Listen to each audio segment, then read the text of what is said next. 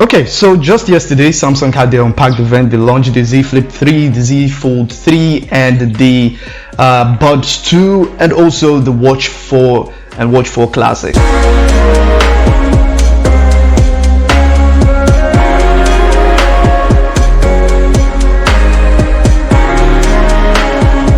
On second thoughts, this is what the Z Fold 3 is actually like. But before that, hold on. Hey.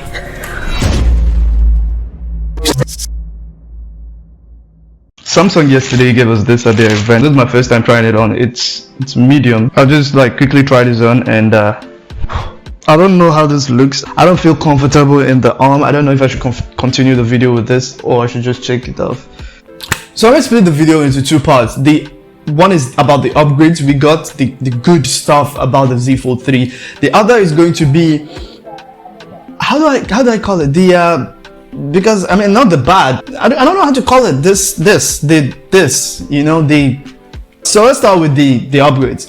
First off, is biggest one is the S Pen support. Yes, S Pen support. I mean, everybody was expecting that. I was expecting S Pen support because even a regular smartphone like S21 Ultra is now supporting S Pen. So yes, why not on the Z Fold 3? It's that good. It's that good. I tried it on a couple of times and it was really smooth. You know, I was wondering how they were going to pull off a plastic display. Basically, I was like, I mean, to have S Pen support, you need a glass display because this is a plastic nib. So, you know, poking plastic with another plastic, I mean, it's just going to degrade that plastic layer on the display because, I mean, it's plastic on the Z Fold 3, not glass, unlike the Z Flip 3 that they were able to bend glass, but they were able to do it, you know, making it rubber instead of plastic, and also putting the ability of the nib bouncing back in when a lot of pressure, or you know it's reached that pressure limit where it just has to go back in, so you're not actually poking the display with the nib of the S Pen. So that's what makes it very, very good. Moving away from that, we have IPX8. Yes, it's IPX8 rated. Yes, for water resistance. It's not waterproof, it is water resistance, confirmed, officially stated by Samsung themselves. The next thing is the under display fingerprint, selfie camera. You see it when you're using it, you don't see it when you don't need it or when you're not using it, and that is crazy. It's not an invisible camera. It's not like you can't see it. It's there, but you're not supposed to see it. Alright, that's the difference. Alright, I don't know why any people nitpick about it and like when you tilt it at certain angles you see the lens. Why would you even do that? Why would you be looking for an under display camera? It doesn't make sense. So that's also another good thing about it, that obstruction has been taken out. And then the fourth and last thing about the upgrades is now we have, you know, it's about the software related. One UI and apps have been fully optimized. Some apps have been optimized, you know, Snapchat, Instagram, Netflix, TikTok example to have been now optimized. You're getting a full display instead of that slim with borders on the sides that you got on previous generations. So I didn't get to test all that, but for upgrades that I noted on the Z Fold 3, let's move on to the.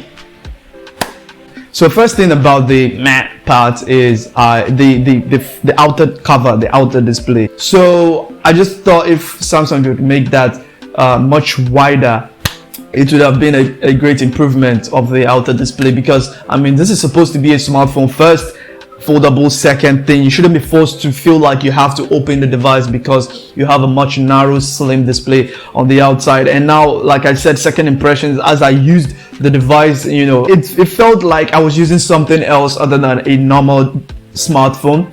I don't know if it's because that was the first time I was using it, because I mean, maybe I might have to get used to it, you know, but it just felt like it was off from a standard smartphone screen like experience. So I just thought, you know, there wasn't any upgrade there. It was pretty much the same size as we had on the Z Fold 2, but I thought, you know, they could have made it better than making it wider than it already is. But I think maybe it's gonna take quite, you know, getting used to. So I just don't want to nitpick on that, but that's something I found that, you know, that's why I don't want to call it, you know, a bad thing about the phone or the ugly thing about the phone, but I just felt like it's, you know, off to me, and it is a second impression you know, a second impression I got from that display. Second impression is about the under display selfie camera on the inside. Now that selfie camera, just like I said, first impressions was during the event. They made it feel like it was, you know, a great camera, and it probably is. Like I said, I'm not gonna nitpick about this and make it feel like it's bad,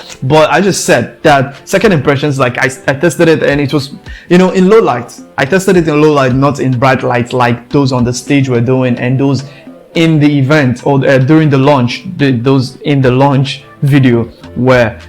So I wouldn't say it's bad, but then in low light I can definitely for sure tell you it's not good. You get a lot of noise, a lot of grain, you see it to be blurry, dark. It doesn't really work well with low light, although you can see yourself, and if you're dark as I am, yes, it's going to be not good for you. But then if you're light skinned, or you're in a lighter place or a brighter place, I think you're gonna get much better. But I mean, it's a 4 megapixel lens camera, so I don't know how good that's going to be, but I don't think it's going to stand, you know, compared to other 10 megapixel or compared to even the one on the cover. You know, that is a 10 megapixel selfie on the cover display, so I think that's going to perform way better than that 4 megapixel. I don't know why they made it 4 megapixel last year. It was 10. You know, it was 10. The selfie cameras on cover out display was 10 megapixel, and we had 12 on the 3 sides. And just so you know, during the event they didn't really make that much noise about